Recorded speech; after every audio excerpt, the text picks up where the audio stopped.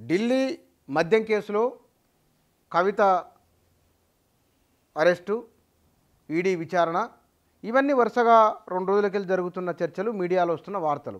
ఆ తర్వాత ఏం జరగబోతున్నది? కవిత అరెస్టు, విచారణ ఒకవైపున, నెక్స్ట్ ఏమిటి? సుప్రీంకోర్టులో 537 పేజీలతో కూడిన రిట్ పిటిషన్ దాఖలు చేసింది కవిత. 2002 మనీ లాండరింగ్ చట్టం 19(1) సెక్షన్ ప్రకారము తన అరెస్టు అక్రమం అనే అంశాన్ని ప్రస్తావిస్తూ భారత రాజ్యాంగం ప్రసాదించిన ఆర్టికల్ 141 ప్రకారం సుప్రీంకోర్టు జారీ చేసే ఉత్తర్వులను అధికారులంతా పాటించవలసిందే. ఇవి చాలా ప్రధానమైన విషయాలు. ఈ ప్రధానమైన అంశాలను ఆధారంగా చేసుకొని సుప్రీంకోర్టులో పిటిషన్ దాఖలు చేసింది కవిత. ఆమె తరపు న్యాయవాదులు తన కుటుంబీకులను కలిసేందుకు అవకాశం ఇవ్వాలనే అంశం అందులో ఉన్నది. రెండోది, మొదలు తను సాక్షిగా ఉన్నానని, ఆ తర్వాత తనను నిందితురాలిగా అందులో చేర్చారని, ఇంతవరకు ఈడీ ఒక ఆధారాన్ని చూపలేకపోయిందని, 100 కోట్ల రూపాయలు చేతులు మారాయని, మనీ లాండరింగ్ జరిగిందని చెప్తున్న వాళ్ళు ఆధారాలు ఎందుకు చూపించలేకపోయారనే అంశాలను కూడా పిటిషన్లో పేర్కొన్నారు. మరి సుప్రీంకోర్టు ఏం చేయబోతున్నది అంటే, ఇక్కడ ఆమె అన్నమాట ఇంకో మాట, కోర్టుకు ఇచ్చిన హామీని ఈడీ ఉల్లంఘించింది, ఆ సంస్థపై చర్యలు తీసుకోవాలి, అరెస్టు ఉత్తర్వుల్లో చెప్పినవన్నీ అబద్ధాలే, మద్యం కేసులో ఒక్క ఆధారము వారి వద్ద లేదు, నా విడుదలకు ఆదేశాలు ఇవ్వండి అని చెప్తూ గత ఏడాది తాను సుప్రీంకోర్టులో వేసిన పిటిషన్ను ఉపసంహరించుకొని కొత్త పిటిషన్ అందులో వేసిండ్రు. తల్లి కుమారులను కలిసేందుకు అవకాశం ఇవ్వాలని ఒకటి ఉంది. ఇక్కడ మద్యం కేసు న్యాయమూర్తి నాగుపాల్ బదిలీ కూడా అంశాన్ని కూడా ఒక గమనించవలసిన ఒక అంశం ఇక్కడ ఉన్నది. ఇందులో మరి కవిత వ్యవహారం ఎట్లా ఉండబోతున్నదంటే, ఇక్కడ కవితకు ఏం జరగబోతున్న దానికి ఈ మధ్య జరిగిన కొన్ని ఘటనలను, అది కూడా సుప్రీంకోర్టు ఆధారంగా జరిగిన కొన్ని అంశాలను పరిశీలిస్తే కనుక ఏం జరగబోతున్నదో, ఎట్లా ఉండబోతున్నదో తెలుస్తుంది. ఎందుకు?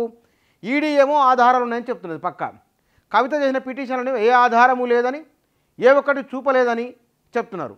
దీంతో పాటుగా సుప్రీంకోర్టు జారీ చేసిన ఉత్తర్వులను వీరన్నారు. ఇక్కడ ఏమన్నారు? భారత రాజ్యాంగంలోని ఆర్టికల్ 141 ప్రకారం సుప్రీంకోర్టు జారీ చేసే ఉత్తర్వులను అధికారులంతా పాటించాల్సి ఉంటుందని, తన విషయంలో ఈడీ అధికారులందుకు విరుద్ధంగా వివరించారని ఆరోపించారు. ఇది వారు చేసిన అంశం.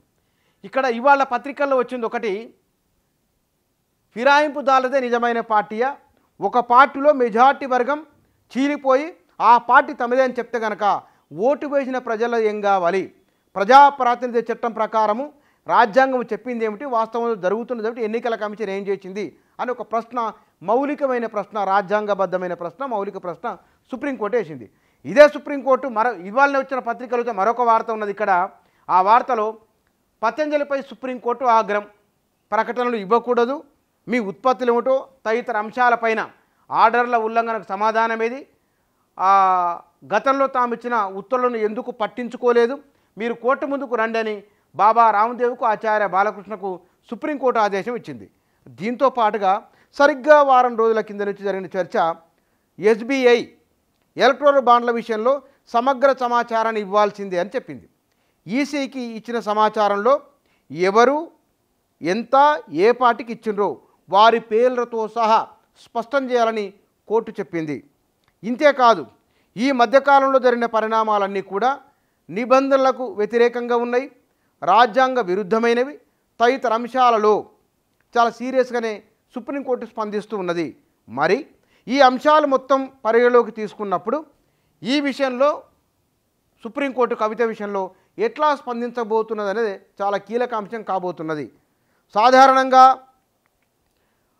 అడ్వకేట్లు ఎవరి ఆర్గ్యుమెంట్ వారికి ఉంటుంది, ఎవరి ఆర్గ్యుమెంట్ను వారు బలంగా వినిపించే ప్రయత్నం చేస్తారు, ఎవరి వాదన ఈడీ అధికారుల వాదన ఈడీకి ఉన్నది, కవిత వాదన కవితకున్నది. కానీ సుప్రీంకోర్టు నిజంగానే తన ఉత్తర్వుల విషయంలో ఈడీ వివరించిన తీరు ఎట్లా ఉన్నది, కవిత చేసిన ఆర్గ్యుమెంట్లో వాస్తవాలు ఏమేమున్నాయి, మనీ లాండరింగ్ చట్టం ప్రకారము నిజంగానే ఆ చట్టాన్ని ఉల్లంఘించి ఈడీ అధికారులు వివరించారా లేదా, ఇత్యాది విషయాలపైన సుప్రీంకోర్టు స్పందన ఎట్లా ఉంటుందో చూడవలసి ఉన్నది.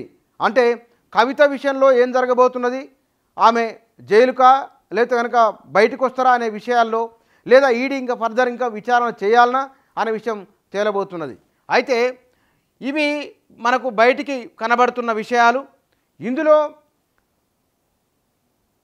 ఇవాళనో రేపో కోర్టు కనుక సుప్రీంకోర్టు కనుక స్పందిస్తే, లేదు ఈడీ చేస్తున్నది సరైందంటే కనుక ఆ తర్వాత ఈడీ తన కార్యక్రమాన్ని చేసుకుంటూ ముందుకు వెళ్ళిపోతుంది. లేదు దానికి భిన్నంగా సుప్రీంకోర్టు స్పందిస్తే కనుక ఫలితం మరోలాగా ఉంటుంది, పరిణామాలు ఇంకోలాగా ఉండే అవకాశం ఉన్నది.